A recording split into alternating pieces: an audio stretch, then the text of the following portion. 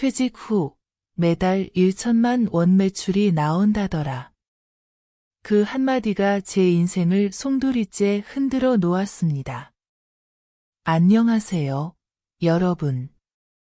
오늘은 제가 직접 겪은 아주 뼈아픈 이야기를 들려드리려고 합니다. 58세에 은행에서 정년퇴직을 하고 새로운 인생을 꿈꾸며 시작한 캠핑장 창업. 그 결과는 2년 뒤 제 손에 남은 건 통장에 마이너스 4억 원이라는 절망적인 숫자뿐이었습니다. 왜 이렇게 된 걸까요? 똑똑하다고 자부했던 제가, 평생 돈을 다뤄온 은행원이었던 제가 어떻게 이런 참담한 결과를 맞게 되었을까요? 오늘 이 영상을 끝까지 보시면 제가 범한 치명적인 실수들을 알 수 있습니다. 그리고 여러분은 저와 같은 실패를 피할 수 있을 거예요. 특히 은퇴를 앞두고 계시거나 새로운 사업을 꿈꾸고 계신 분들이라면 반드시 들어야 할 이야기입니다. 제 실패담이 여러분에게는 소중한 교훈이 되기를 바라며 지금부터 솔직하고 날 것 그대로의 이야기를 시작하겠습니다. 저는 박경수, 58세입니다. 35년간 국민은행에서 근무하다가 정년퇴직했습니다. 마지막 5년은 지점장으로 일했고, 그래도 은행 업무만큼은 자신 있다고 생각했죠. 대출 심사부터 자산 관리, 리스크 분석까지. 숫자와 관련된 모든 일에는 전문가라고 자부했습니다. 하지만 정작 제 노후 계획은 허술하기만 했어요. 퇴직금 2억 원, 적금과 예금 합쳐서 1억 5천만 원, 그리고 집 한 채, 겉으로 보기엔 나름 괜찮은 조건이었죠. 아들 둘은 이미 독립했고 아내와 단둘이 사는 상황이었습니다. 문제는 퇴직 후의 공허함이었어요. 평생 아침 7시에 일어나 출근하던 삶이 갑자기 멈추니까 뭘 해야 할지 모르겠더라고요.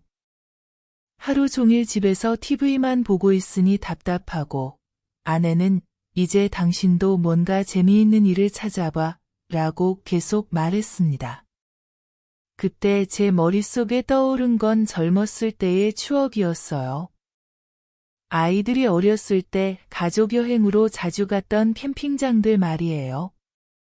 텐트 치고 바비큐하고 아이들과 물놀이 하던 그 시간들이 인생에서 가장 행복했던 순간들이었거든요. 그래, 나도 그런 추억을 다른 가족들에게 선사해주면 어떨까? 이런 생각이 들면서 캠핑장 창업에 관심을 갖기 시작했습니다. 마침 요즘 캠핑 붐이라고 하더라고요. MZ세대들이 차를 몰고 와서 자연에서 힐링을 즐긴다는 뉴스도 많이 봤고요. 더욱이 제가 은행원이었잖아요. 부동산 가치 판단도 할 줄 알고 사업계획서 작성이나 자금 운용에 대해서도 누구보다 잘 안다고 생각했어요. 우리 세대는 땅도 알고 돈 관리도 잘하니까 이 정도면 실패할 리 없지, 이렇게 확신했습니다. 인터넷으로 캠핑장 창업 관련 자료들을 찾아보니 성공 사례들이 가득했어요. 퇴직 후 캠핑장으로 제2의 인생 시작, 월 매출 1천만 원 달성한 캠핑장 사장님의 비법, 이런 제목들을 보면서 더욱 확신을 갖게 되었죠. 본격적으로 캠핑장 창업을 위한 준비에 들어갔습니다.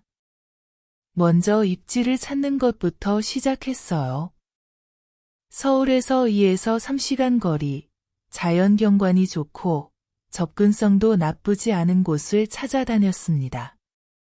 한 달 동안 강원도, 경기도, 충청도를 다니면서 부지를 알아봤어요. 부동산 중개업소도 10곳 넘게 다니고 직접 현장도 30곳 이상 가봤습니다. 그러다가 강원도 홍천에서 마음에 드는 땅을 발견했죠. 2,000평 규모의 앞쪽으로는 계곡이 흐르고 뒤쪽으로는 산이 병풍처럼 둘러싸인 정말 그림 같은 곳이었어요. 땅값도 평당 15만 원으로 나름 합리적이라고 생각했고요. 전체 3억 원에 매입했습니다. 그 다음은 시설 계획이었어요. 요즘 트렌드에 맞춰서 단순한 캠핑장이 아니라 글램핑 시설을 만들기로 했습니다. 화려한 텐트 10동, 카라반 5대, 그리고 공용 바비큐장, 화장실 및 샤워장, 매점까지 포함한 종합 캠핑장으로 계획했지요. 시설 투자비만 해도 만만치 않았어요. 글램핑 텐트 하나당 500만 원, 카라반은 개당 2천만 원이었거든요. 화장실과 샤워장, 매점 건물까지 합치면 총 2억 5천만 원이 들었습니다. 여기서 제 첫 번째 실수가 시작되었어요. 시설비가 예상보다 많이 나오니까 퇴직금과 예금으로는 부족했습니다.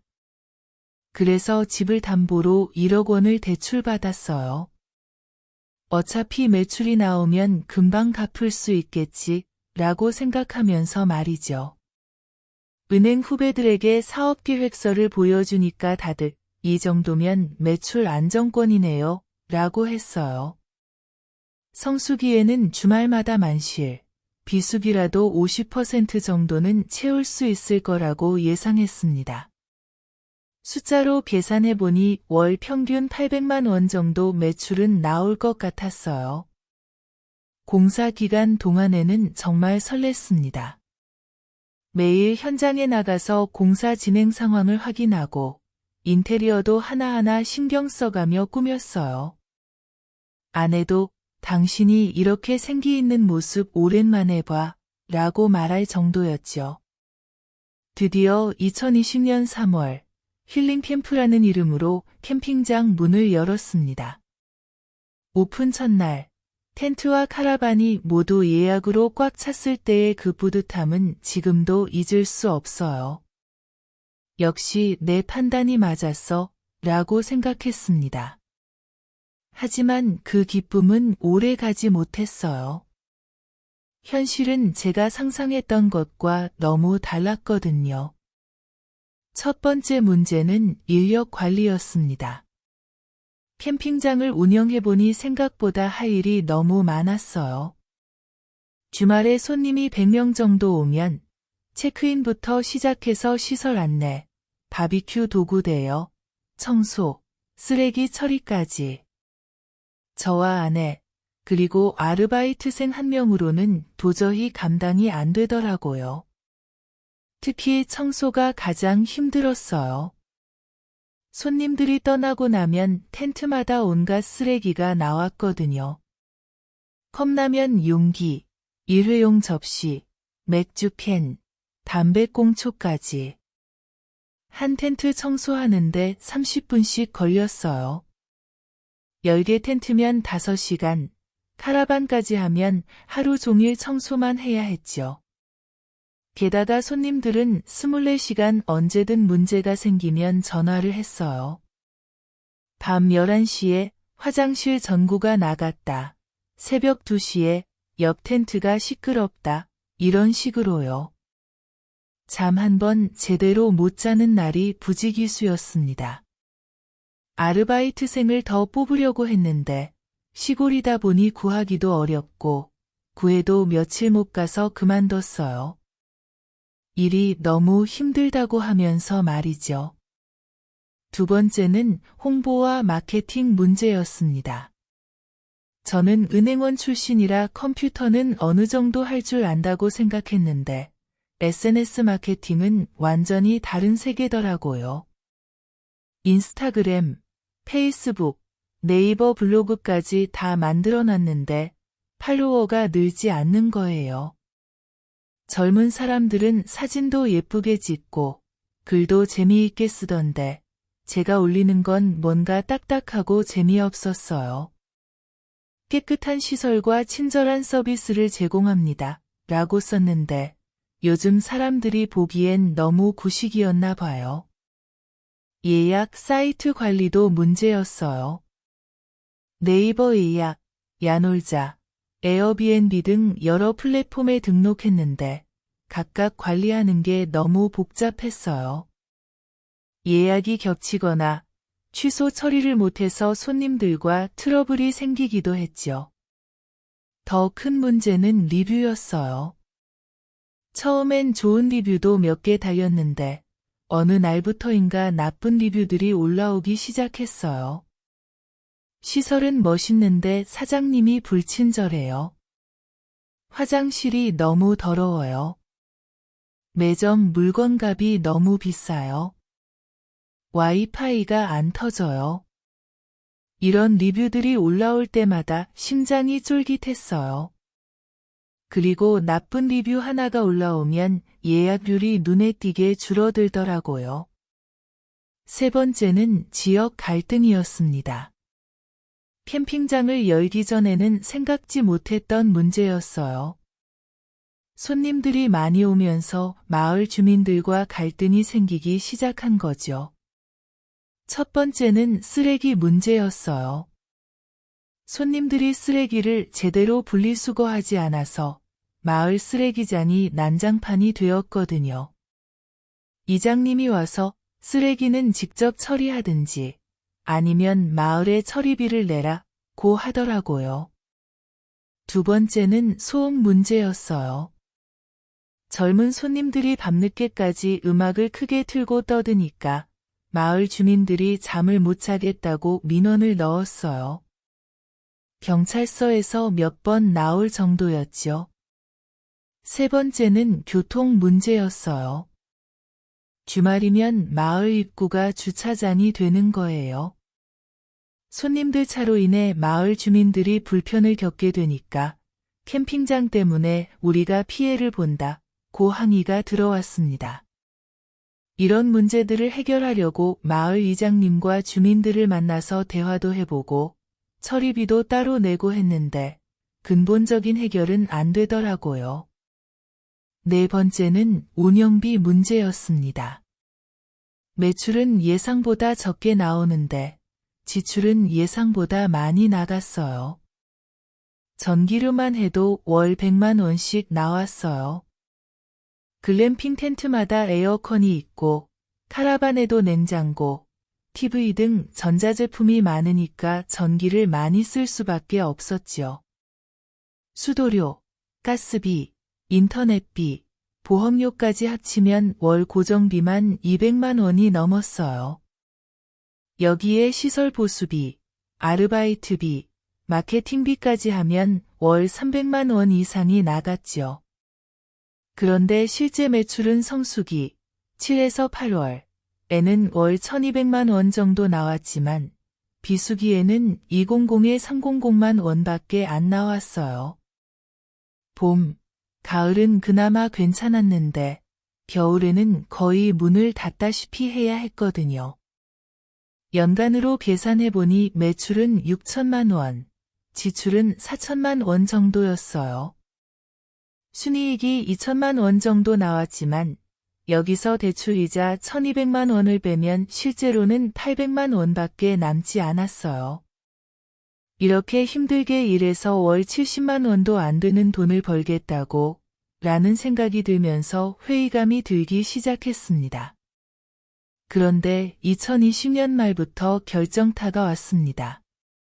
바로 코로나19였어요. 정부에서 사회적 거리두기를 강화하면서 캠핑장 운영에 제약이 생겼어요. 텐트당 인원수 제한, 바비큐장 사용 금지, 그리고 무엇보다 단체 예약 취소가 줄줄이 들어왔습니다. 그전까지는 그래도 회사 단체나 동호회 예약이 매출의 40% 정도를 차지했는데 코로나 때문에 이런 예약들이 모두 취소되었어요. 2021년 상반기 매출이 전년 대비 60% 이상 급감했습니다. 매출은 줄어들었는데 고정비는 그대로 나가니까 매달 적자가 누적되기 시작했어요. 대출 이자만 해도 월 100만 원씩 나가는데 매출이 월 100에 200만 원밖에 안 나오니까 도저히 감당이 안 되더라고요. 처음엔 코로나가 지나가면 다시 좋아질 거야 라고 생각했어요. 하지만 2021년 하반기가 되어도 상황이 크게 나아지지 않았습니다. 델타 변이, 오미크론 변이 등이 나타나면서 코로나가 장기화될 거라는 걸 깨달았죠. 그때 제가 저지른 두 번째 큰 실수가 있었어요. 개인 보증 대출을 받은 거였습니다. 조금만 더 버티면 상황이 좋아질 거야. 지금 포기하면 지금까지 투자한 돈이 모두 날아가 라는 생각으로 추가 대출을 받았어요. 신용카드 현금 서비스, 개인 신용대출까지 끌어다 썼습니다. 결국 2021년 말까지 총 1억 5천만 원의 추가 부채가 생겼어요. 기존 담보대출 1억 원과 합치면 총 2억 5천만 원의 빚을 진 상황이 되었습니다. 2022년 초, 더 이상 버틸 수 없다는 걸 깨달았어요. 매월 이자만 200만 원씩 나가는데 매출은 100만 원도 안 나오는 상황이 계속되었거든요. 통장 잔고는 마이너스가 되었고 신용카드 결제도 연체되기 시작했습니다. 결국 캠핑장을 매각하기로 결정했어요. 하지만 코로나 상황에서 캠핑장을 사려는 사람이 있을 리 없었죠. 부동산 중개업소에 의뢰해도 지금 시기에는 팔기 어렵다는 말만 돌아왔어요. 6개월 동안 매물로 내놓았는데 문의조차 거의 없었어요. 급매로 가격을 계속 내렸지만 소용없었죠. 처음에 5억 원으로 시작해서 4억, 3억 5천까지 내렸는데도 안 팔렸어요. 결국 2022년 9월 2억 8천만 원의 급매로 처분했습니다. 처음 투자금 5억 5천만 원에서 회수한 건 2억 8천만 원, 2억 7천만 원의 손실이었어요. 여기에 그동안 쌓인 대출금 2억 5천만 원까지 합하면 제 손에는 4억 2천만 원의 빚이 남았습니다. 아내는 말했습니다. 당신이 하고 싶었던 건 자연 속 여유지, 매일 불 꺼진 텐트 속 한숨이 아니었잖아. 그때야 깨달았어요. 제가 꿈꿨던 건 낭만적인 캠핑장 사장님의 모습이었지, 현실적인 사업가의 마인드가 아니었다는 걸 말이죠. 이 뼈아픈 경험에서 제가 얻은 교훈들을 정리해보면 다음과 같습니다. 첫 번째, 좋아하는 것과 잘하는 것은 다릅니다. 저는 캠핑을 좋아했지만 캠핑장 운영에는 재능이 없었어요. 고객 서비스, SNS 마케팅, 인력 관리 등 제가 해본 적 없는 분야였거든요. 좋아한다고 해서 잘할 수 있는 건 아니라는 걸 깨달았습니다. 두 번째, 은퇴 자금은 모험이 아니라 안전 자산이어야 합니다. 퇴직금과 노후 자금을 모두 사업에 투자한 것이 가장 큰 실수였어요. 은퇴 후에는 안정적인 현금 흐름이 가장 중요한데 불확실한 사업에 모든 걸 걸어버렸죠. 최소한 기본 생활비는 안전하게 보장받을 수 있는 자금을 따로 확보해 두었어야 했습니다. 세 번째, 사업은 낭만이 아니라 냉정한 숫자의 싸움입니다. 저는 자연 속에서 여유롭게 손님들을 맞이하는 캠핑장 사장님이라는 로망에 빠져 있었어요. 하지만 실제로는 매출, 비용, 마진, 현금 흐름 등을 정확하게 계산하고 관리해야 하는 비즈니스였죠. 감정적 판단보다는 냉정한 숫자 분석이 우선되어야 했습니다. 네 번째, 업계 경험 없는 창업은 매우 위험합니다. 은행 업무는 잘했지만 서비스업이나 관광업은 완전히 다른 분야였어요.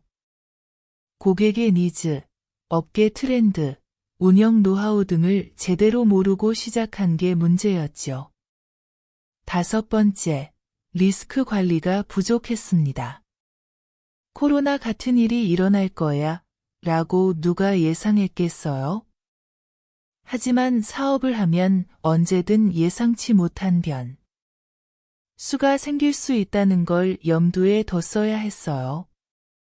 비상자금이나 보험 등으로 리스크에 대비했어야 했는데 너무 낙관적으로만 생각했지요.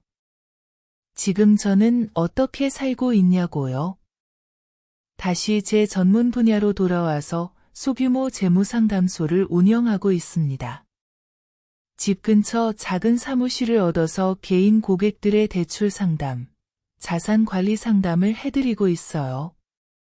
수입은 월 300에 400만 원 정도로 크지 않지만 적어도 매일 빚 걱정에 잠들던 시절은 끝났습니다.